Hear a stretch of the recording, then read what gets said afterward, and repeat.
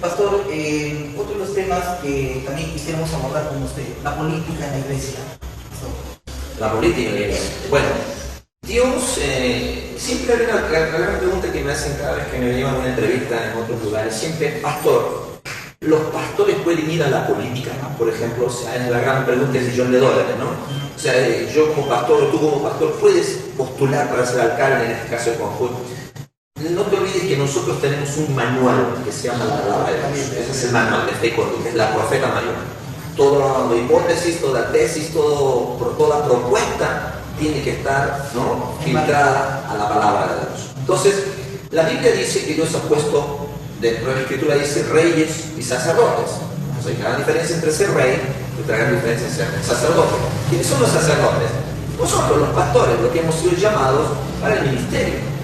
Yo soy militar de profesión, no se me ocurrió un día dejar la carrera militar para meterme de pastor. Hay un llamado de por medio. Cuando Dios te llama para, ¿no?, ministrar cosas que tienen que ver con referencia, cosas del reino, a la mitad, ministrar cosas de Dios. Pero hay otro grupo que es el grupo de los reyes. Si tú no fuiste llamado para ser pastor, tú eres un rey. ¿Y qué hacen los reyes? Conquistan, gobiernan. ¿Entiendes? Hay una gran diferencia entre ser rey y ser sacerdote. En ese sentido, nosotros como pastores de la iglesia tenemos, por ejemplo, ingenieros, abogados, tenemos empresarios, gente, ¿no?, que tiene una propuesta de cambio. Entonces, a esa gente nosotros las preparamos para que vayan a la política. Pero si yo voy a dejar de mi iglesia, mi llamado, voy a dejar el trabajo, la función que Dios me encargó para mandarme a hacer una función de rey, entonces voy a tener un conflicto, aunque yo lo pueda disfrazar con un manto de santidad, aunque puede incomodar la teología a muchos, pero yo no puedo disfrazar con un manto de santidad a decirle a la gente que algo Dios dijo cuando Dios no lo dijo. ¿Entienden? Para eso están los reyes. Usted no es pastor. Entonces, querido profesor, usted tendría que ser el próximo alcalde de Conjunto. Entonces, como yo, en la parte que es una palabra profética, entonces, pero yo como pastor tenemos que entrenar a los reyes. ¿En qué? ¿En política? No, nosotros no sabemos política.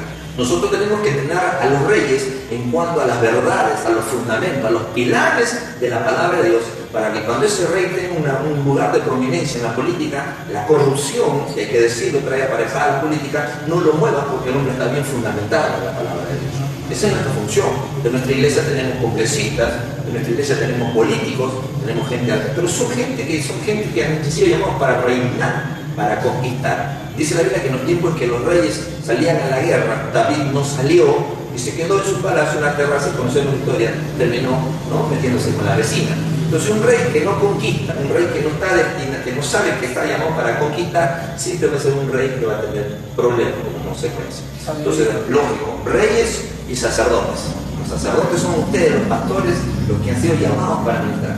Yo me acuerdo que, sin ánimo de hacer un juicio de valores, me acuerdo que hace muchos años vino un boom de lo que es, todos los pastores se metieron a la política.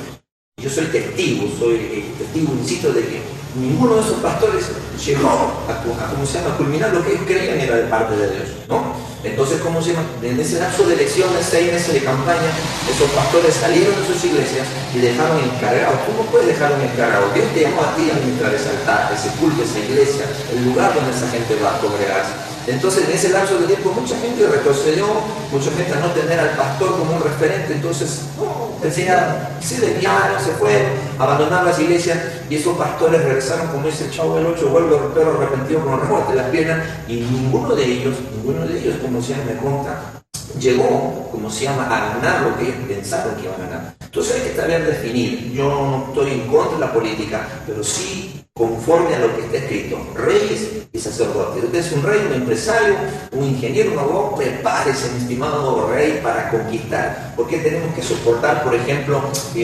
programas, sin censura? ¿Por qué tenemos a veces que la televisión como está, lleno de productores promiscuos que ni siquiera respetan el horario de los niños? ¿Quién dice yo voy a estudiar ciencias de la comunicación y voy a hacer programas con valores que esta sociedad, le hace falta? ¿Entiendes? Lleno de desnudos, tienen las mujeres, semidesnudas, ya no se respeta ni siquiera el horario de los niños. Entonces eso está caminando de una manera galopante y nadie dice yo voy a ser el agente de cambio. Entonces usted, rey, prepárese para ser ingeniera, prepárese para ser doctora. Quién sabe, estamos ante, ¿cómo se llama?, ante el próximo futuro congresista o el futuro presidente de la República. ¿Qué nos extraña? Hace poco nos acabamos de enterar de que el presidente de la región de San Martín, ahora, ¿no?, ¿cómo se llama?, tiene un gran cargo, ¿cómo se llama?, a nivel nacional. Lógico. Entonces, esos son los reyes, los que han sido llamados para, ¿cómo se llama?, conquistar y ser agentes de cambio. Y ahí es donde se aplica la palabra: cuando el justo gobierna, el pueblo se alegra.